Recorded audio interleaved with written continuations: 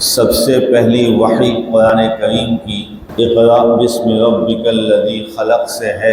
گزشتہ 2 درسوں میں جو منظر پہلی وحی کے وقت میں پیش آیا اور اس منظر سے جو مقاصد اور فوائد تھے اس کا تفصیل سے بیان ہو گیا ہے۔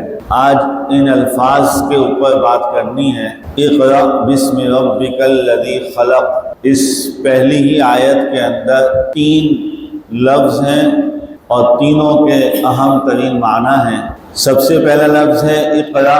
آپ کو معلوم ہے کہ اقرأ کے معنی ہیں پڑھنے کے۔ پچھلے انبیاء میں کسی نبی کو اس لفظ سے وحی نہیں کی گئی۔ مختلف الفاظ، مختلف معانی اور بالخصوص حضرت جبرائیل علیہ السلام کے ذریعے سے جو وحی کا سلسلہ پچھلی امتوں میں ہوا ہے، پچھلے انبیاء کو ہوا ہے، وہ قراءت سے نہیں ہوا کہ پڑھیں آپ۔ آخری نبی، آخری نبوت، آخری اللہ رب کریم کے فرمودات زمین کی طرف آنے شروع ہوئے ہیں تو یہاں ابتدا کی ہے اقرا سے۔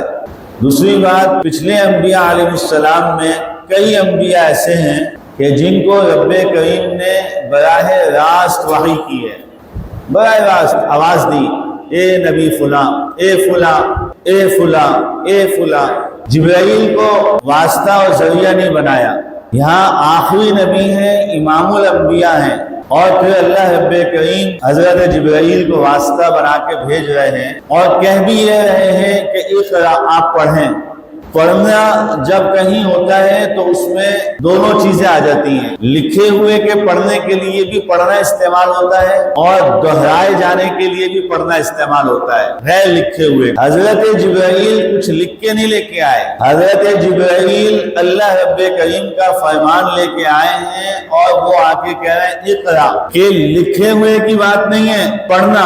اور قیامت تک کے لیے اس کے اندر یہ پیغام دیا جا رہا ہے کہ لکھا ہوا ہو کہ نہ ہو، اپنا کسی کو استاذ بناؤ، پڑھنے کا سلسلہ بنانا، کسی سے کہلوا کے پڑھنا۔ حضرت جبرائیل علیہ السلام استاذ نہیں بنے، استاذ اللہ ہیں۔